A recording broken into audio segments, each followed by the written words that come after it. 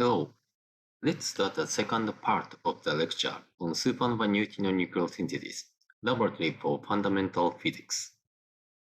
This second part contains roles of neutrinos in the universe and neutrino reactions in supernovae. This neutrino reactions in supernovae is the main part of this lecture. First, roles of neutrinos in the universe.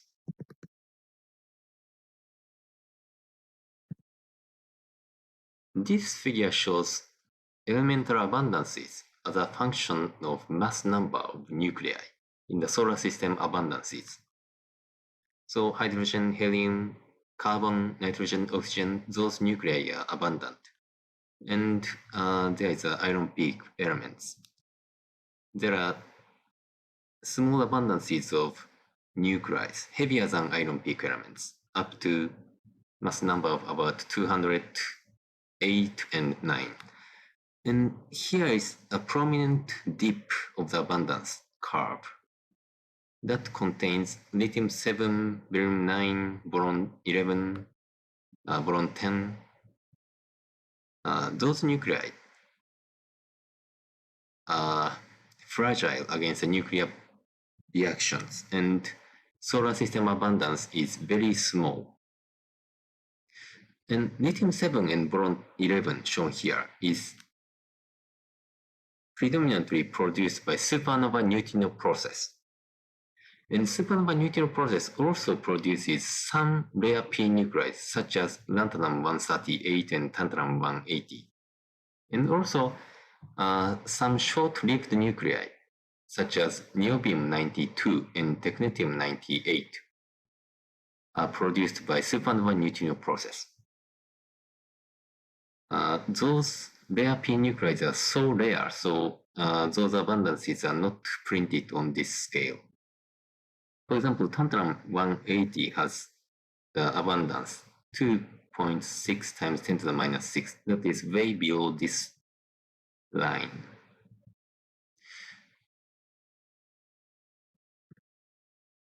And this is again the solar system abundance in logarithmic scale as a function of nuclear mass number.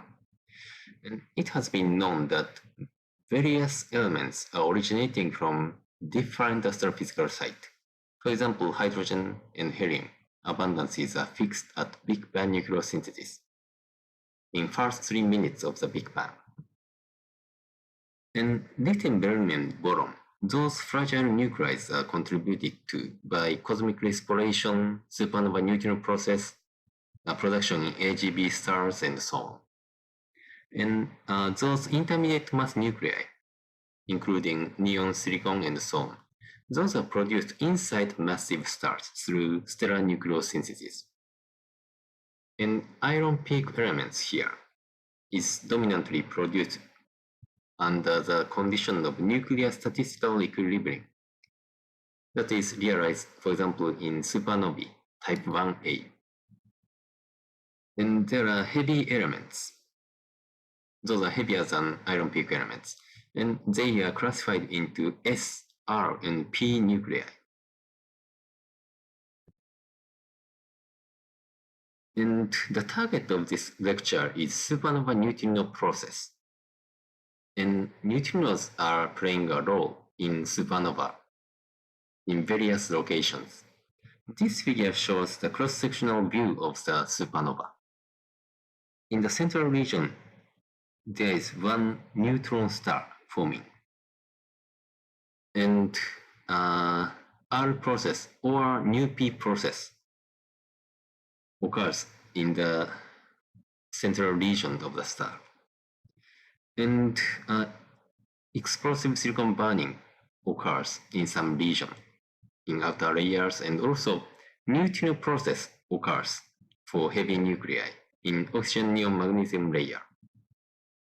And production of lithium and boron via neutrino process is important in helium-carbon layer as well as oxygen layer. So various nuclei are produced in different locations in supernova. And for those nucleosynthesis, neutrino reactions are important.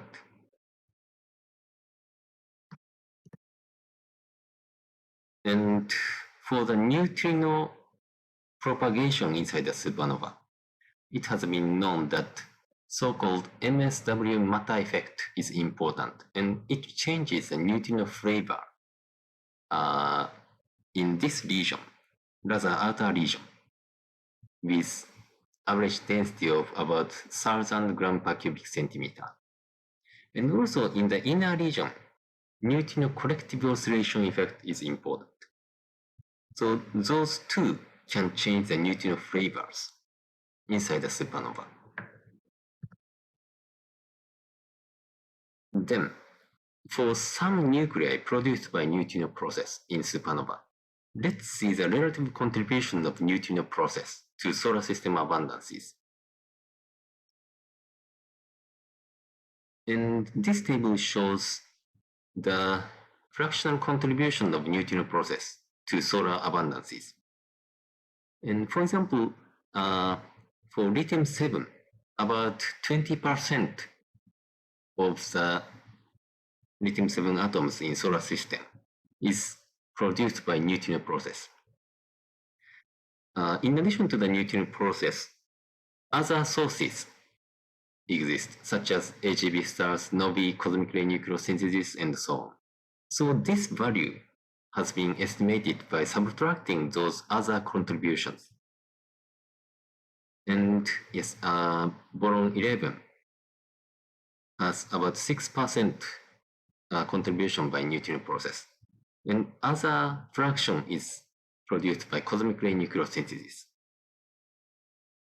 And those fractions are estimated by using the cosmic ray nucleosynthesis studies shown here. Because in addition to the neutrino process, there are additional contributions. These fractions are not always 100%. But we can see that for those nuclei, the contribution by neutrino process to solar system abundances are significant. So for those elements, the neutrino process is the origin of the solar abundances.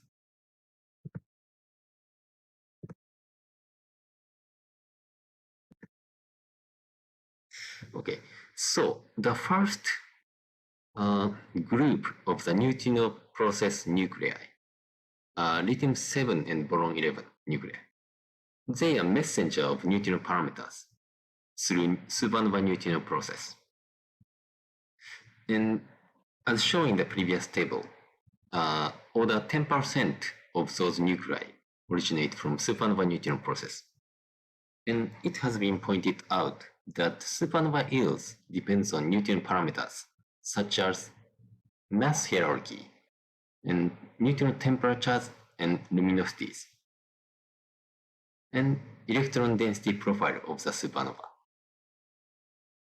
And if in the future grains formed from the supernova ejecta are observed, and in that grains lithium over boron ratio is measured, then it can constrain the neutrino parameters in the supernova environment. This figure shows the ratio of the yield of lithium-7 versus boron-11 as a function of the sine squared 2 theta 13. Theta 13 is the mixing angle of the mass eigenstates 1 and 3. Depending on the mixing angle and mass hierarchy, supernova neutrino process calculation predicts different ratio of this quantity.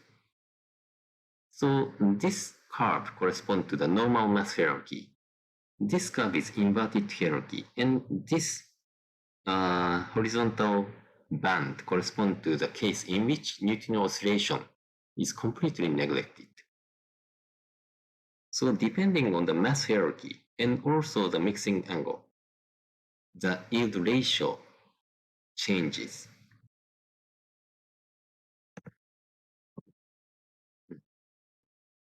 And the second group of neutrino process nuclei molybdenum 92, 94, and ruthenium 96 and 98. These are kinds of p nuclei, and it has been pointed out for a long time that underproduction of those p nuclei is found in theoretical calculation of the p process in supernovae type 1a and 2. And as one solution to this underproduction problem, so-called new p process has been pointed out. That occurs in the inner region of the supernova, and through radiative proton capture reactions and NP conversion reactions, proton-rich nuclei are produced. And this neutron comes from the new E bar plus proton reaction. So even under the proton-rich condition, neutrons are produced through this reaction, and that induces NP reaction. And this figure shows the underproduction problem of molybdenum and ruthenium P isotopes. This is normalized abundances calculated for the supernova 1A model and type 2 supernova model as a function of mass number. And each dot corresponds to each nucleus, P nucleus. And in this case, here, we can see the underproduction of molybdenum and ruthenium. Also, this is a significant underproduction of molybdenum and ruthenium. And for those nuclei, new P process induced by the neutrino reactions may contribute the production of those nuclei. And important thing is that this new P process that operates under the temperature of 10 to 3 gigakelvin under the proton-rich condition.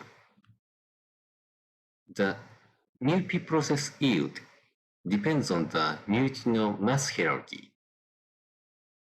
This figure shows the abundance yield of P nuclei as a function of mass number. And different colors correspond to different mass hierarchy. And okay. New P process is induced by the neutrons via this reaction.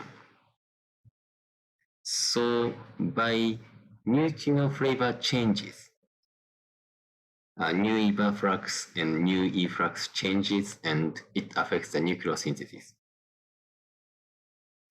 So molybdenum and ruthenium, those P nuclei, are also some messengers of the neutrino oscillation inside the supernovae. And recently, there is a paper about the galactic chemical evolution, taking into account P nuclei of molybdenum and ruthenium. This figure shows the abundance ratio, molybdenum over iron, as a function of iron abundance. Both are in logarithmic scale. And each dot here corresponds to the elemental abundances determined by astronomical observation of stars. And in this investigation, it has been pointed out that new P process in hypernovae dominates the production of those P nuclei. Contribution of hypernovae new P process is seen as a difference between the red and blue lines. By including the hypernova new P process, theoretical curve, this curve can explain the experimental data, observational data rather well. So this kind of investigation would become the refinement of the galactic chemical evolution theory by consistently accounting for isotopic abundances of P nuclei also, in addition to the S and R nuclear abundances. So, those nuclei are important neutrino process nuclei. And the next group is lanthanum-138 and tantalum-180. These are also produced by neutrino process, but especially electron type neutrino, Nu-E process. In theoretical calculations of P process in type 1a and 2 supernovae, it has been also known that those nuclei are underproduced. And production by Nu-E process would account for the solar system abundances of these rare nuclei. Main production route is these reactions. Through Nu-E reaction, charged current neutrino reactions, they are produced from barium-138 and hafnium-180. And those nuclear yields are sensitive to neutrino self-interaction or neutrino collective oscillation effect in inner region of supernovae. Also, it is sensitive to hypothetical stellar neutrino. This figure shows the yield as a function of the stellar location, inner region, outer region, and yield depends on normal mass hierarchy or inverted mass hierarchy. And solid and dashed lines correspond to the with and without stellar neutrino cases. So, as seen from these figures, there is a dependency on mass hierarchy as well as the existence of stellar neutrino. Okay, so we saw that several rare nuclei are produced by neutrino process in supernovae. Next, let's move to the neutrino reactions in supernovae. Firstly, let's see the structure of the calculation of supernova neutrino process. Then we will get some intuitive sketch of the supernova neutrino process. This shows the structure of the star at the supernova. Inside the supernova, there is a neutron star and oxygen silicon layer, oxygen neon magnesium layer, some onion shell structures exist. In the outermost layer, that is hydrogen-rich envelope. So in order to do neutrino process calculation, we need stellar model. It gives density and nuclear abundance profiles as a function of radius from the center. And neutrinos are emitted from neutrinospheres. So we need to input the initial neutrino spectrum. It depends on neutrino flavor, alpha.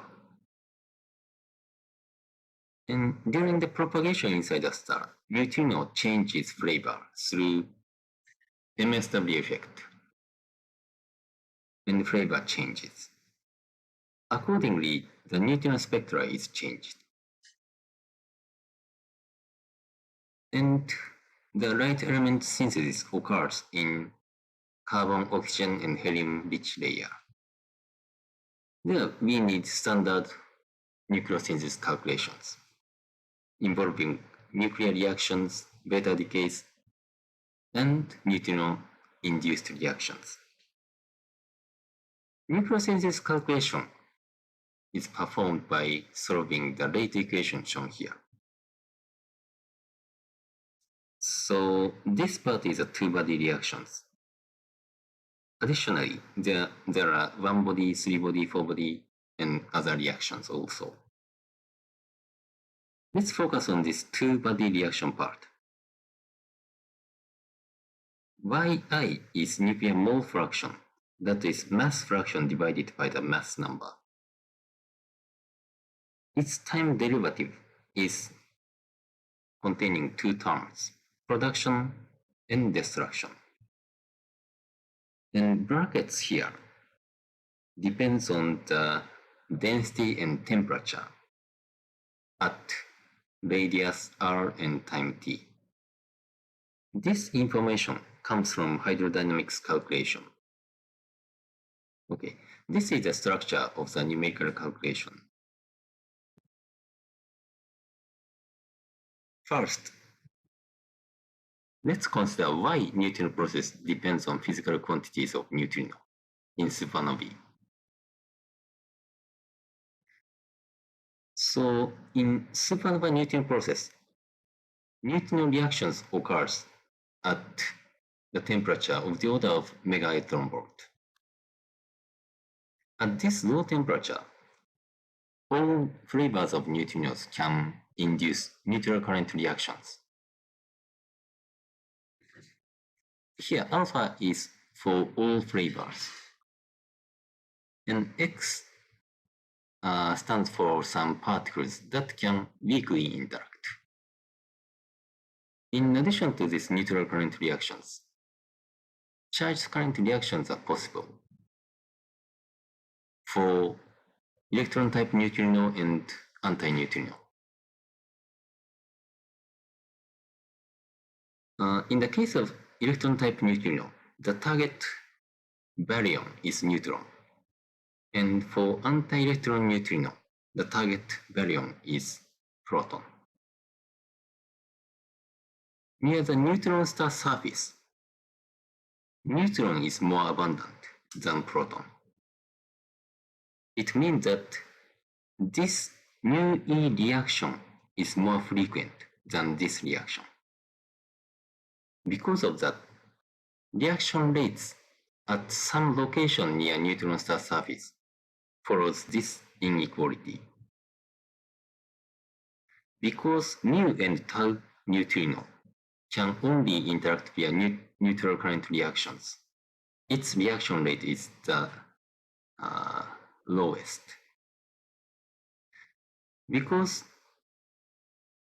electron type antineutrino can additionally interact with proton, its reaction rate is larger. Then, as for electron type neutrino, it has large abundance of target, that is neutron. So reaction rate is largest. So there is this inequality at fixed position. So because of this ordering, neutrino decoupling radius or position of neutrino sphere satisfies this inequality. Mu E scatters most frequently, so the decoupling radius is largest. Mu X has the smallest reaction rate, so it decouples in the inner region. And inside the neutron star, inner region corresponds to high temperature. So this ordering corresponds to this ordering of temperature of decoupled neutrino. It means that emitted neutrino spectra depend on flavors. And the X-type neutrino, or mu or tau neutrino, has the hardest spectra. And electron type neutrino has a soft spectra. So this is important. Emitted neutrino spectra depends on flavors. And during propagation inside a star, neutrinos changes its flavor. Correspondingly, the spectra evolves. And neutrino-induced nuclear reaction rates depends on the neutrino energy spectra, and that is affected by the flavor evolution. As a result, yields of the neutrino process depends on neutrino flavor change that occurs during the propagation inside the star. So this is the reason why we can study neutrino physics using the yield of neutrino process.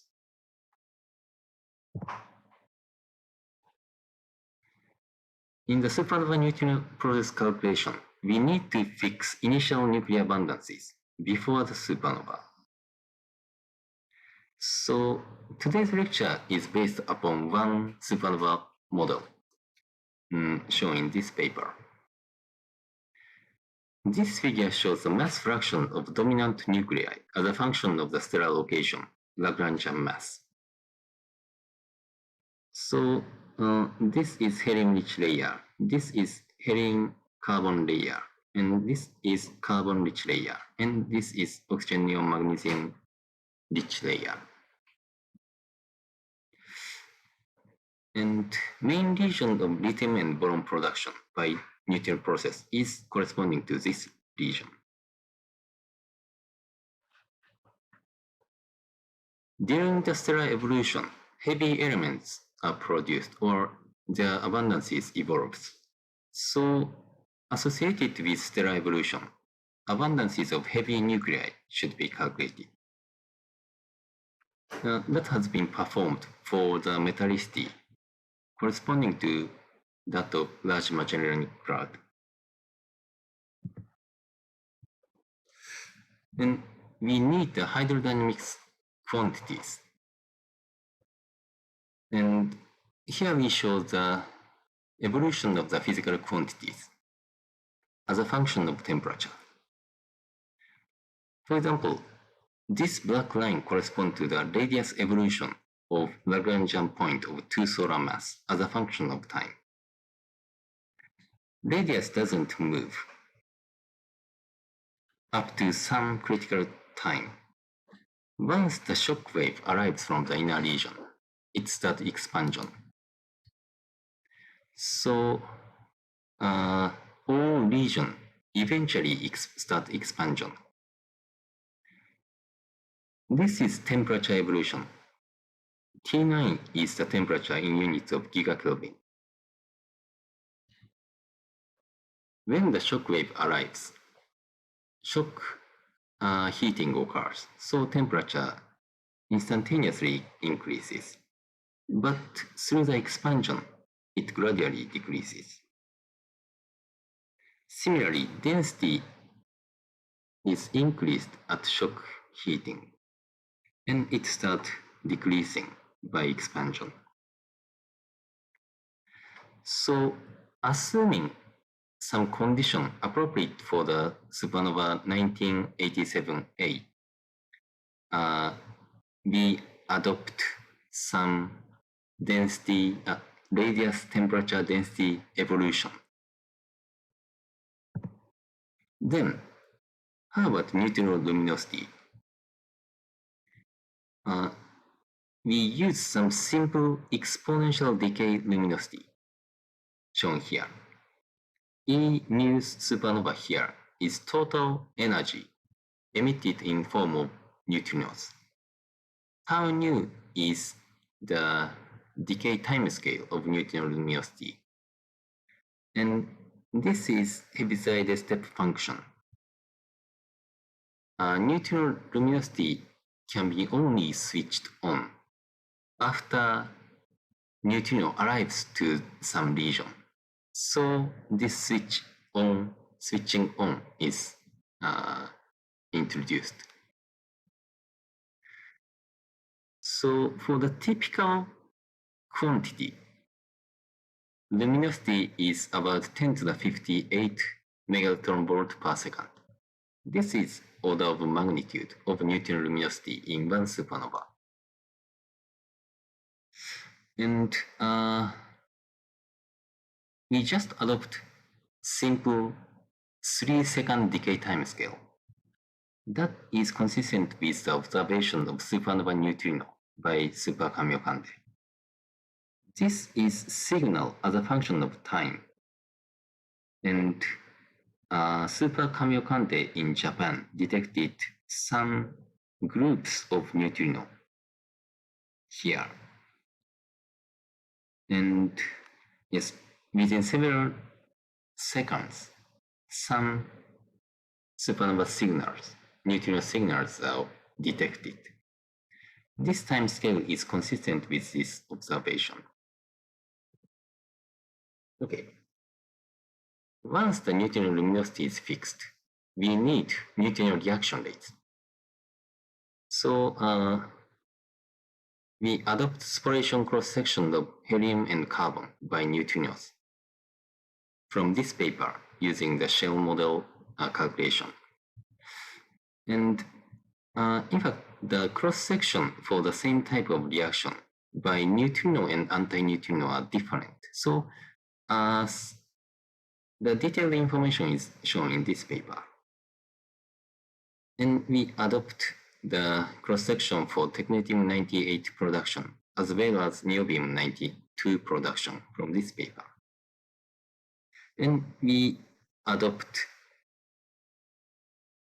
reaction rate table by Hoffman and Usley for various nuclides. These are adopted neutrino reaction rates.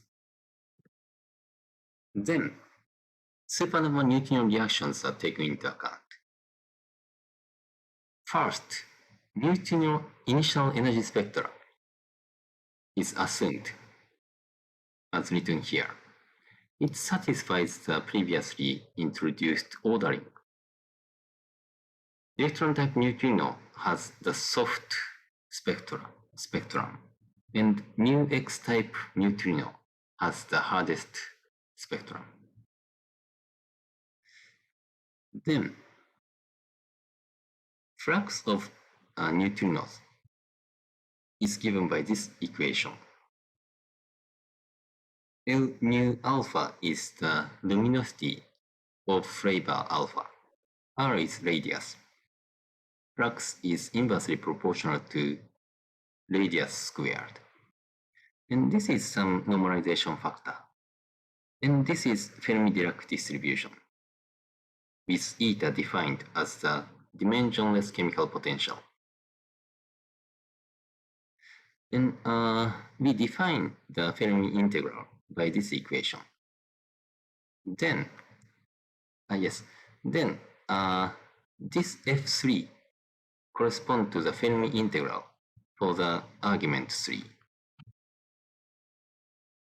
And neutrino reaction rate is given by this equation. Neutrino reaction rate at radius r is relevant, involves the energy flux shown here. Then the initial flux is changed through neutrino oscillation. This is flavor change probability from beta to alpha flavors. It depends on radius and energy of neutrino. And after conversion from flavor beta to alpha, it experiences reactions by cross-section sigma. And the total reaction rate is given by the integral over neutrino energy. Here is a summation of the initial state. Okay, so it becomes this equation. Dependence on luminosity and radius, and some normalization factor and average quantity for the product of cross-section and flavor change probability.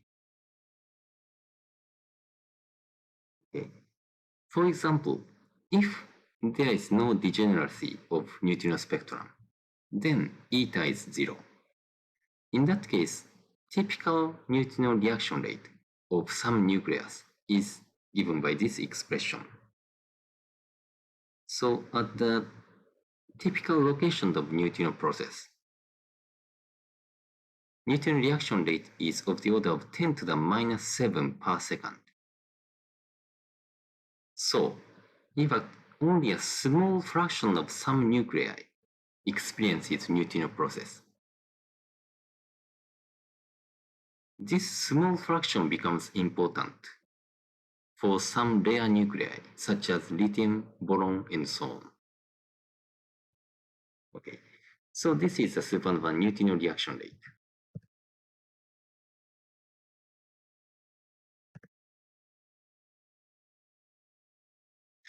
And as already shown, lithium and boron production is dependent on the neutrino oscillation inside the supernova. And the yield ratio of lithium 7 over boron 11 depends on the mixing angle as well as the mass hierarchy. And this figure shows the mass fraction or yield of lithium 7, beryllium 7, boron 11, carbon 11 as a function of stellar location, Lagrangian mass. Yes, and through integration over this yield for whole the stellar region, this yield ratio is calculated. And this mixing angle has been experimentally determined. That should be in this region. And for this parameter's value, normal and inverted mass hierarchy predict different value of yield ratio. And from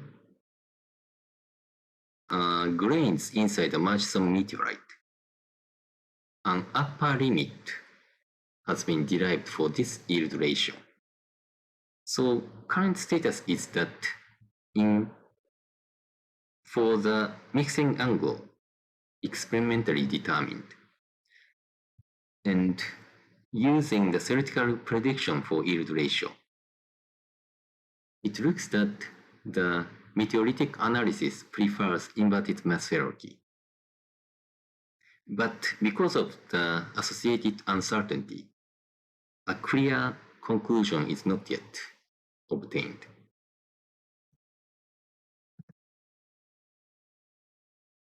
Let's see the specific reactions relevant to the supernova neutrino process. This shows the reactions relevant to the lithium 7 and boron 11 synthesis. So this region is very similar to the Big Bang nucleosynthesis in the first 3 minutes of the universe. But hydrogen-3 and helium-3 are produced by neutrino-induced reactions. Then they are processed into lithium-7 or beryllium-7 by alpha-gamma reaction.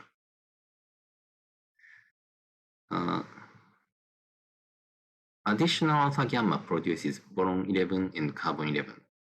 In addition, neutrino separation reaction of carbon-12 produces carbon-11 and boron-11. This shows the nuclear chart around technetium-98. Neutrino-induced reactions from ruthenium-99 and technetium-99 produces technetium-98. So, including those neutrino-induced reactions, we calculate the nucleosynthesis. Before introducing some result of supernova neutrino process, we say that result of lithium and boron yields are somewhat different from previous studies. That stems from the difference in initial nuclear abundances, adopted nuclear reaction rates, input from hydrodynamics calculation, neutrino parameters, and nucleosynthesis calculation method itself. Okay. So, I will talk about somewhat detail about the neutrino reaction rates, how it's included in network calculation. So this shows the rate equation for nuclear abundance. Yi is nuclear mole fraction, mass fraction divided by the mass number. And okay, for this reaction, we assume that Ni nucleus specified by this type and Nj nuclei are reacting and converted to Nk this nucleus and Nl of this nucleus. In such a case, the rate equation becomes this equation. For example, let's take this reaction. Deuterium plus deuterium produces helium-3 plus N. In this case, 2 deuteron is converted to 1 helium-3 and 1 neutron. So, in this expression, I becomes deuteron, K becomes helium-3, L is neutron, and Ni is 2 because 2 deuteron are reacting. And Nk is 1 and Nl is 1. In this case, this reaction contributes to this rate equation as this term. And in addition, inverse reaction becomes this form. So, this term is proportional to the density. This is also proportional to the density. On the other hand, let's consider this reaction, photodisintegration of deuteron into proton and neutron. And this reaction corresponds to this case. And rate equation contains this term and this term. And this forward reaction corresponds to this term. In this term, density dependence is not existent.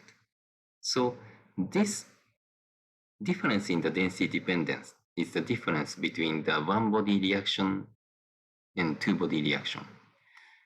Here, I mean that one body or one nuclear body reaction, because in this reaction, only one nucleus is involved.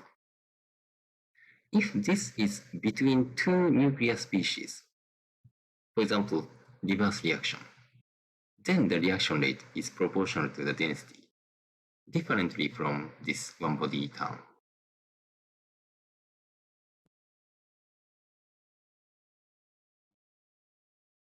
And in this photodisintegration case, this reaction rate is given by this expression. Number density of photon times the thermal average of sigma c. Sigma is cross-section and c is the light speed. And this becomes this equation.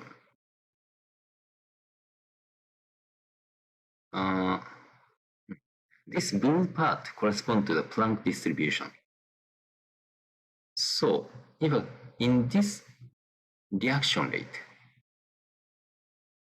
the distribution or number density of photon, background photon, has been included. Similarly, for the case of neutrino-induced reaction, it enters in the network code as a one-body reaction. Yes, similarly to this photodisintegration, lambda nu plus helium-4 is defined as shown here. And in the case of neutrino spectra, that depends on radius and temperature, radius and time.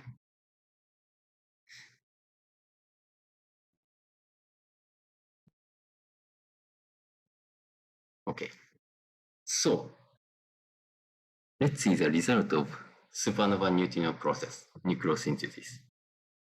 So firstly, let's see the nuclear abundance evolution at the location of 1.65 solar mass from the center.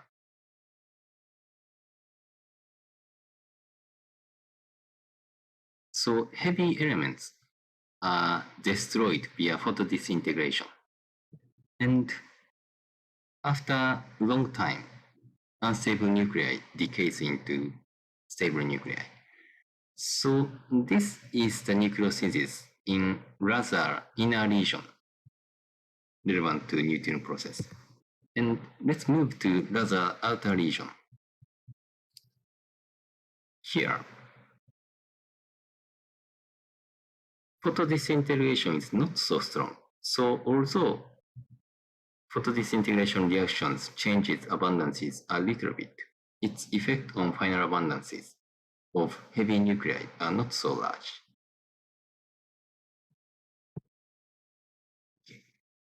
So let's see the result of Neutrino process of lithium and boron. So this shows the yield as a function of stellar location for beryllium-7 and lithium-7, and carbon-11 and boron-11 for normal mass hierarchy case. So thick line corresponds to normal mass hierarchy, and it is compared to the dashed line for no oscillation case. In the normal mass hierarchy case, through the MSW resonance, mu-E reaction rates increase. Then, because of mu-E induced reaction, yields of proton and helium-3 increase. As a result, beryllium-7 and carbon-11 abundances are increased through this reaction sequence. And because of increased yields of proton, boron-11 destruction is stronger. Then, here we can see the increase of beryllium-7 abundance and carbon-11 abundance.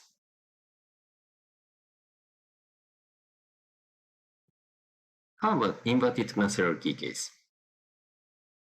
Again, we show inverted mass hierarchy case and no oscillation case of yields for beryllium-7, lithium-7, boron-11, and carbon-11. In the inverted mass hierarchy case, electron type anti-neutrino rates increase. Then yields of neutron, hydrogen-3 are increased. Then lithium-7 and boron-11 production is enhanced. And on the other hand, helium-3 and beryllium-7 are more strongly destroyed through neutrons produced by helium phosphorylation. Then we can see increases of lithium-7 abundance here and boron-11 abundance here. So yields of beryllium-7, lithium-7, boron-11, carbon-11 are dependent on mass hierarchy. And let's see the dependence of yields to stellar metallicity. For this purpose, we fix the mass hierarchy to the inverted mass hierarchy case.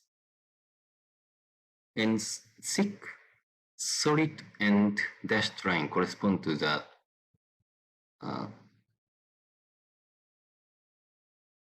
stellar S abundance for low metallicity corresponding to Large Magellan Cloud, and solar metallicity. So the neutron abundance evolution depends on initial nuclear abundances. If we adopt larger metallicity or solar abundance, then many neutrons are absorbed by metals. So the environment during the supernova neutrino process is neutron poor. And in fact, the yield of beryllium-7 is determined by the neutron abundance through beryllium-7 NP rate. As a result, we can see difference between these two cases for beryllium-7 yield. If metallicity is higher, then neutron becomes less abundant and neutron survives more, so abundance increases. Additionally, let's see the abundance evolution relevant to the Neutrino process. This is for the location of two solar mass, and the abundances are shown as a function of time. Firstly, let's see this panel. Here, solid line and dashed line correspond to the normal mass hierarchy and no neutrino case. At this location, firstly, after some time, neutrino arrives, so neutrino process affects the nuclear abundance evolution. But at this time, supernova shock arrives, and temperature becomes high, and nucleosynthesis becomes more effective. So the change of nuclear abundances by high temperature is seen somehow. That is more prominently shown in this panel. Around here, through high temperature, the abundance change is strong. And after the supernova shock heating, the evolution of abundance becomes slow. And after some time, beta decay of unstable nuclei occurs. This is the rough history of the Neutrino process. And for example, let's see this point, differences between various blue lines here. In the normal mass hierarchy, the beryllium-7 production rate via carbon-12 plus electron-type neutrino reactions becomes higher.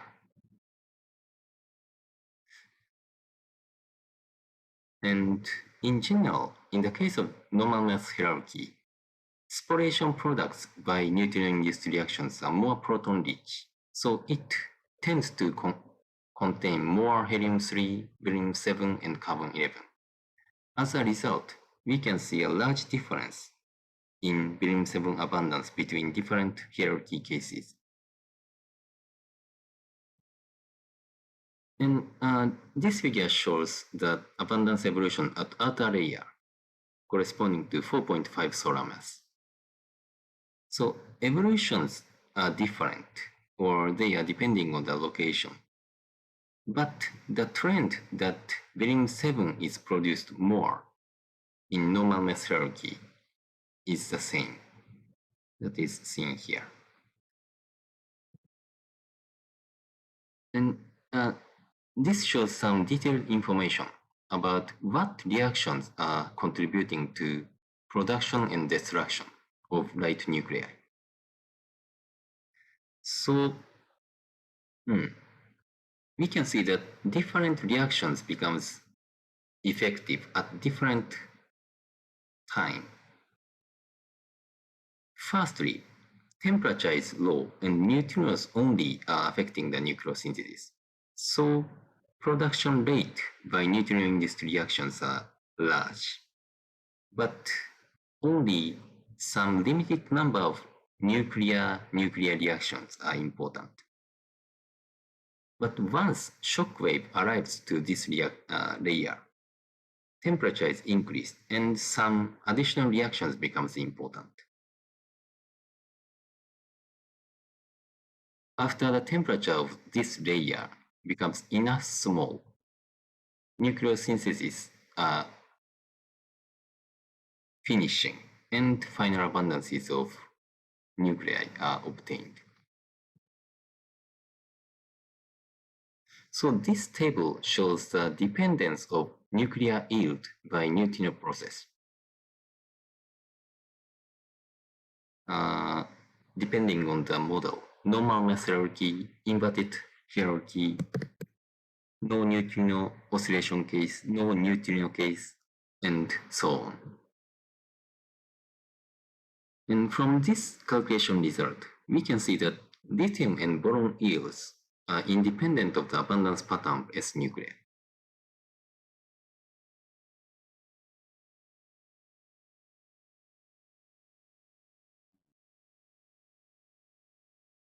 And lithium and boron yields depends on the metallicity significantly. So this metallicity dependence can be seen as a difference between this case and this case. So for these last two cases, we are assuming the inverted hierarchy. So this result is almost the same as this case. That is corresponding to the first statement. And difference between different initial metallicity is seen as the difference from this result and this result or this result. Yes, that is the second statement. Okay, so there are additional discussion, but let's skip this one this time. Okay, finally, let's mention some detailed information that can be obtained by neutrino process calculation.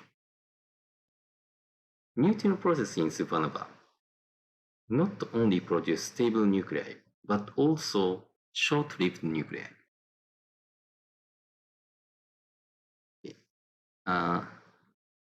Solar system is considered to be made of mixture of many supernova ejecta. And existences of p-process short-lived radioactive nuclides have been found in solar materials. Short-lived radionuclides typically have half-lives of 100 mega-year. So they would have decayed already, but its existence has been indicated by meteoritic analysis. And so these short-lived nuclei are important because there is some indication or suggestion that maybe some supernova shock triggered solar system formation. So some studies evaluate the possibility that the last supernova that happened near the solar system ejected p nuclei and short-lived nuclei, and the same supernova triggered the solar system formation. And here we see some of radioactive nuclei. This is not directly relevant to the neutrino process, but this is an example. In p process, unstable nuclei such as manganese, 53, niobium 92, and so on are produced, and they are short-lived.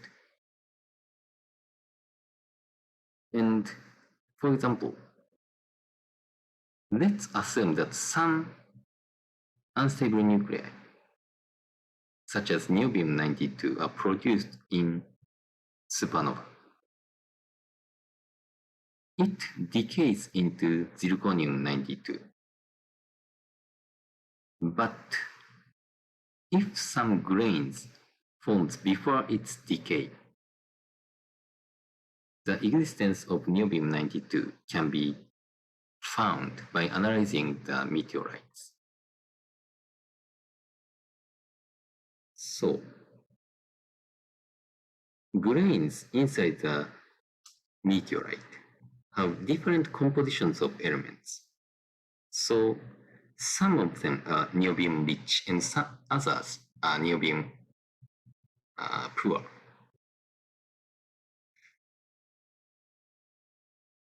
If some grains are niobium rich, then because niobium-92 decays into zirconium-92, this existence of niobium-92 at the grain formation becomes some evidence as a form of anomaly in the isotopic ratio of zirconium-92.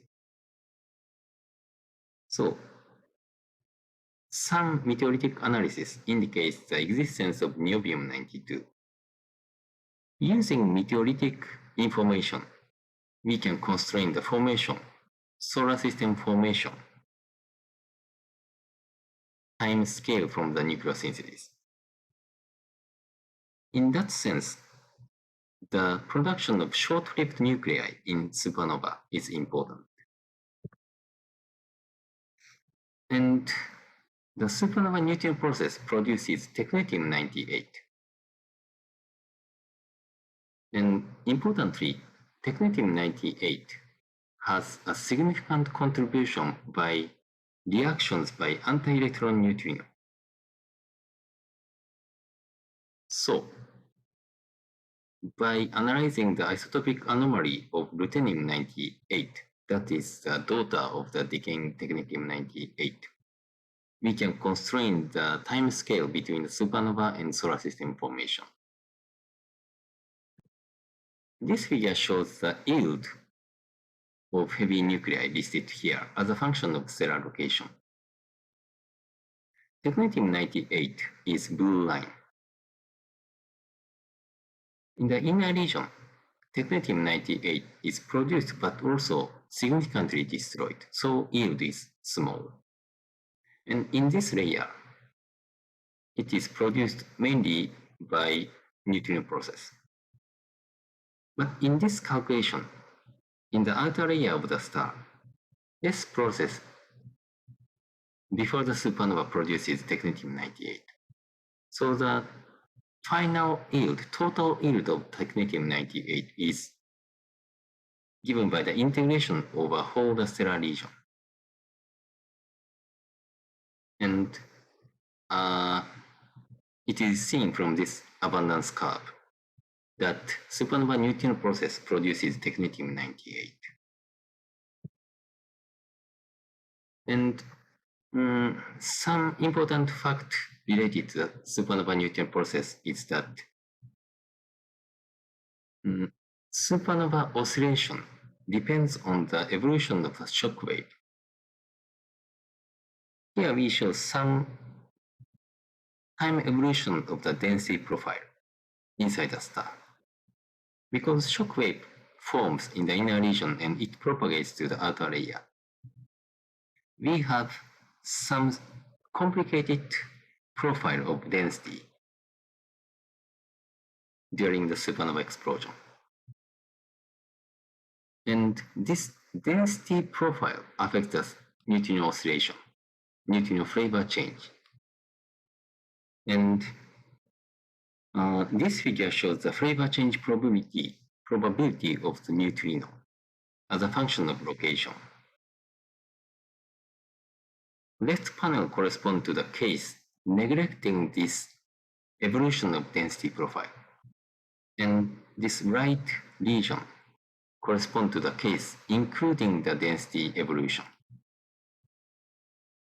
So because in this case, in the inner region, density is high and it decreases once and it increases again and it decreases finally.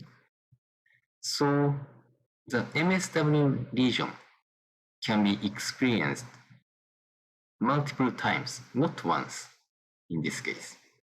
So some complicated flavor change occurs. This is important point. And we should comment that the supernova neutrino propagation depends on existence of sterile neutrino. If there is a sterile neutrino, neutrino species to be taken into account in the propagation equation is not 3 kinds, but 4 kinds. And taking into account that stellar neutrino cannot interact weakly, yes, we should distinguish the stellar neutrino from others. And here we show the result of flavor change probability as a function of stellar location. So, inverted hierarchy case is assumed. And because of the existence of stellar neutrino, flavor change, this result is different from the normal case with 3 flavors. And this figure shows the yield as a function of stellar location for normal 3 flavor neutrino case and 3 plus 1 flavor case. If there is additional neutrino, stellar neutrino, then yields of these nuclei are much different. So, using these elemental yields or nuclear yields, some constraints on the stellar neutrino temperature can be considered. Okay. Then let's mention the effect of collective neutrino oscillation. Neutrino propagation is not only affected by electrons inside the star, but also neutrino itself. So, taking into account that neutrino interaction, the flavor change probability of neutrinos are affected. This figure shows the neutrino spectrum as a function of energy for electron type neutrino and other type neutrinos. Dashed line is the initial spectrum emitted from the neutrino spheres surrounding the neutron star. But through the collective neutrino oscillation effect, it evolves to the solid line. So, if this effect is taken into account, yields of neutrino process nuclei are affected. Here, solid and dashed line correspond to the case including the neutrino collective oscillation effect, and without that effect. So,